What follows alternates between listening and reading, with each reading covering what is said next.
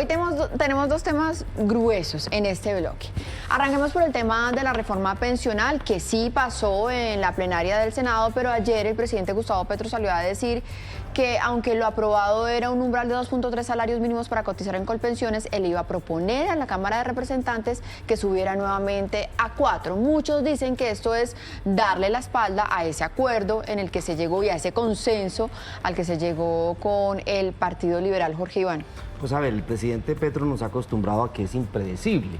Entonces, cuando ya más o menos ayer habíamos consolidado una opinión, habíamos dicho que era un triunfo político del gobierno en el Senado, lograr algunos acuerdos, pues ahí sale con esta propuesta que no solo puede hundir la reforma en Cámara porque se rompen los acuerdos, sino que muchos de los temas podrían llegar a conciliación y en la conciliación también podrían pasar.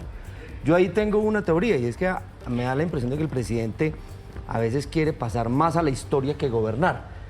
Pasar a la historia como el gobernante que planteó unos temas importantes, que planteó una propuesta de cambio, pero quizás a la hora de apoyar iniciativas legislativas o de tomar decisiones gubernamentales, el modo es otro, ¿sí? O sea, ¿que le gusta más el conflicto que gobernar? Pues yo no sé si el conflicto, pero sí, digamos, plantear debates, plantear discusión, dejar abierta la agenda de discusión, más que consolidar esto que podría ser un triunfo importante. Pero no olvidemos que al presidente le queda una carta incluso después del Congreso, y es que si se aprueba la ley, por ejemplo con el 2.3 y se respetan los acuerdos, el presidente tiene la opción de objetar la ley. Y la objeción implica que el debate volvería otra vez al Congreso de la República. Si el Congreso vuelve y la aprueba, en últimas es la Corte Constitucional la que tendría que definir a quién le debe. O sea que si el presidente insiste en su línea de plantear un nuevo escenario, la discusión de la pensional se va a alargar por muy buen tiempo. Mire, Jorge, que yo vi un meme anoche que me parece que ilustra perfectamente esta situación. En Senado todo fluye, todo sale muy bien, pero el presidente entonces ayer hace este anuncio para que en Cámara haya dos posibilidades. No dan los tiempos y en 15 días no sale la reforma, o se rompen los acuerdos en la bancada y no hay reforma.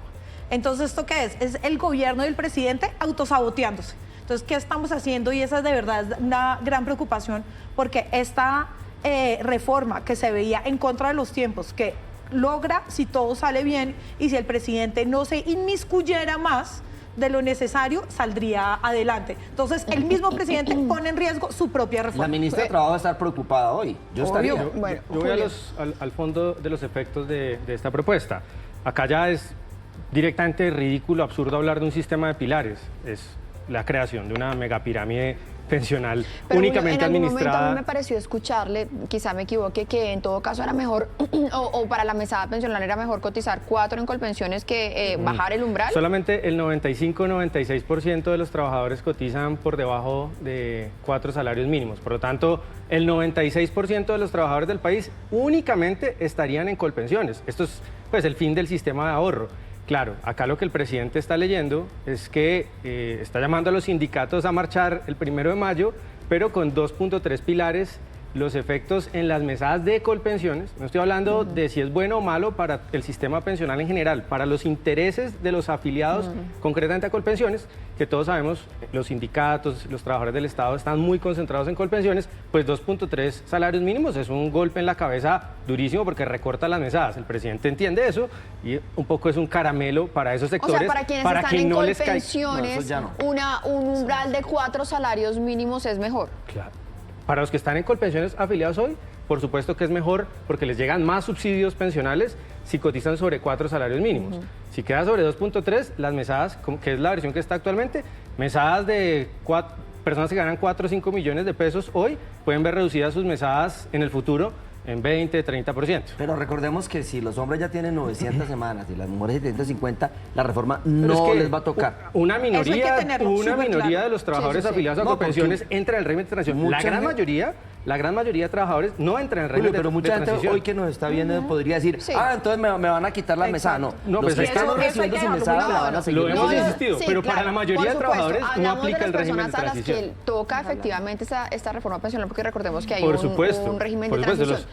Pero pasemos a nuestro siguiente tema, que me parece que es el tema del día, y es lo que pasó y ese acuerdo que se firmó ayer entre las EPS, porque creería yo que están todas las EPS, porque es que está ASEMI representa las EPS del régimen contributivo, y está Gestar Salud, que representa las EPS del régimen subsidiado. Un acuerdo con el gobierno nacional para presentar una reforma a la salud en donde se convierten en gestoras, permiten que la ADRE sea el único pagador, se creen los CAPS y haya un sistema de empadronamiento, mejor dicho, la médula de la reforma a la salud contra la que estuvieron peleando. A ver, ¿eso qué significa? Yo acá diría que está clarísimo que el pulso lo acaba de ganar el gobierno nacional en esta mesa de conciliación con las EPS. Acá está la gran parte de las prestadoras de salud que en este momento, por ejemplo, me impresionó ver Compensar, que pidió la autoliquidación y ahora hace parte de estas EPS que quiere entrar a apoyar la reforma a la salud. Todo empezó con Sura, ¿no? Era la única, bueno, con claramente la nueva EPS, que es la del Estado, y Sura, y ahora de un momento a otro todas entraron a esto después de un debate súper álgido en el que las EPS estaban diciendo nos oponemos rotundamente hasta la reforma de la salud, y ahora entran a ser parte de la reforma. Otro punto que me parece fundamental y es después de este proceso tan tortuoso, digamos, legislativamente, vayan a presentar una nueva reforma, que no es una nueva reforma, sino que es la misma reforma. Acotada, pero es la misma. Acotada, pero exactamente, o sea, no hay grandes cambios sustanciales, vuelve la misma reforma, la van a presentar, solo que ahora con el apoyo de las EPS. Julio. Marista, yo al principio de esta semana había dicho que el ala conciliadora del gobierno, Saravia, Velasco, ese tipo de cosas, iban a seguir llegando a acuerdos económicos con grupos económicos o con sectores económicos, acuerdos puntuales, concretos, para proteger intereses. Aquí pues claramente las EPS están buscando proteger su patrimonio, proteger sus negocios, sin que esos acuerdos con grupos económicos concretos comprometan la agenda, que es una agenda radical del gobierno. Esa agenda sigue intacta porque la reforma que van a presentar es exactamente la misma. Y muy curioso que el gobierno nos lleva 2 años diciendo que las EPS son básicamente organizaciones criminales que se han dedicado a saquear el erario público de manera masiva, y entonces ahora, como están siendo funcionales a la agenda política del gobierno, entonces ahora sí vale la pena meterlo en un sistema de salud. ¿Por qué? Si nos están diciendo desde hace rato que son organizaciones básicamente dedicadas al saqueo del erario. No se entiende, es una incoherencia absoluta. Jorge Iván. El nombre parecería que no significara mucho, sí, pero yo creo que más allá de cómo va a ser el fondo de la reforma, pasar de empresas prestadoras de salud a gestoras de salud tiene yo creo que un componente importante. Voy a dar un ejemplo. Digamos, la salud hay que gestionarla no simplemente que llegue la persona ya enferma al sistema, que es lo que funcionamos hoy. Una persona, por ejemplo, puede prevenir a través de buenos hábitos alimenticios la diabetes, ¿sí? Entonces, las gestoras de salud tienen que ayudar en actividades preventivas para prevenir la diabetes. Entonces, una gestora de salud, como por ejemplo en el sistema español, está permanentemente monitoreando la salud de la persona y va al sistema a obtener la prestación cuando ya realmente es absolutamente necesario. Nosotros vamos siempre, y yo creo que eso es un cambio de modelo muy importante. Bueno, vamos a hablar ahora de estas últimas declaraciones del canciller Luis Gilberto Murillo, quien le respondió al Departamento de Estado de Estados Unidos por haber mencionado en un informe a Nicolás Petro y a Juan Fernando Petro. Entonces ayer el canciller Murillo dijo, ¿y es que acaso nosotros estamos hablando del hijo del presidente Biden? No, respétennos, aquí no vengan a interferir en este tema político interno del país. Se está subiendo el tono con Estados Unidos, Julio. Pues es muy curioso que el pacto histórico, cuando estaba en la oposición, cada semana o cada tanto los representantes políticos iban al exterior a denunciar violaciones a los derechos humanos ante gobiernos extranjeros, organizaciones multilaterales, y ahora el canciller del pacto histórico se queja porque un gobierno extranjero habla sobre en un tema de derechos humanos sobre su gobierno. Pues hay un poco de doble moral. Está en riesgo uno de los grandes, digamos, logros en política exterior del gobierno, de un gobierno de izquierda, que era tener buenas relaciones pues, con Estados Unidos.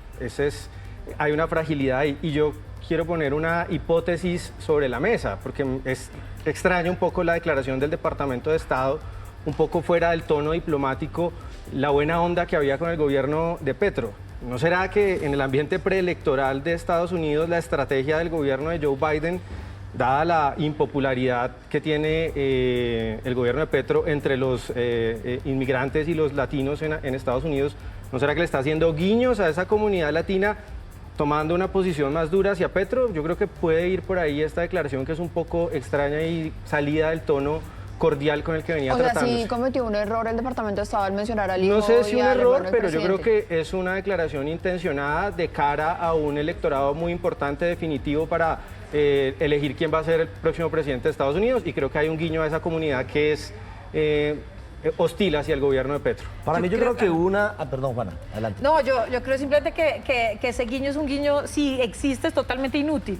Creo que la población de origen migrante y las generaciones migrantes que acaban de llegar recientemente a Estados Unidos y que tienen derecho al voto son súper radicalizadas.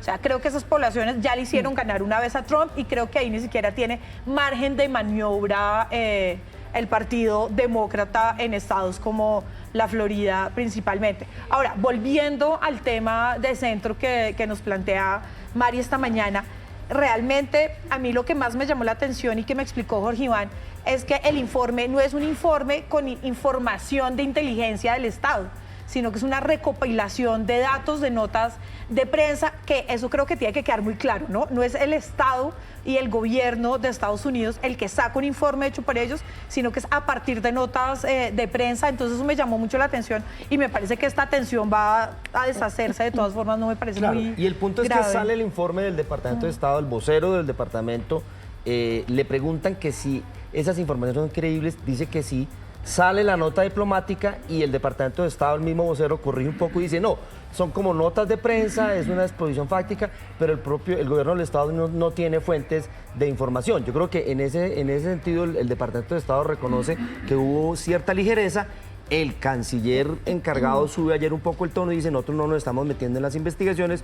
Yo creo que esto no va a pasar de ahí, de la nota de prensa, de declaraciones, porque creo que lo de fondo es que Estados Unidos y Colombia hoy tienen una buena relación. Ahora, si y una hay buena agenda. investigaciones que no sabemos, porque aquí hay temas relacionados con narcotráfico, dineros del narcotráfico, tampoco es que el gobierno de Estados Unidos vaya a salir a decir qué es la información que tiene, ¿no? Ya sabemos cómo se manejan estos temas de inteligencia de estas investigaciones, no va a salir la Cancillería de Estados Unidos a revelar los datos o las informaciones que haya.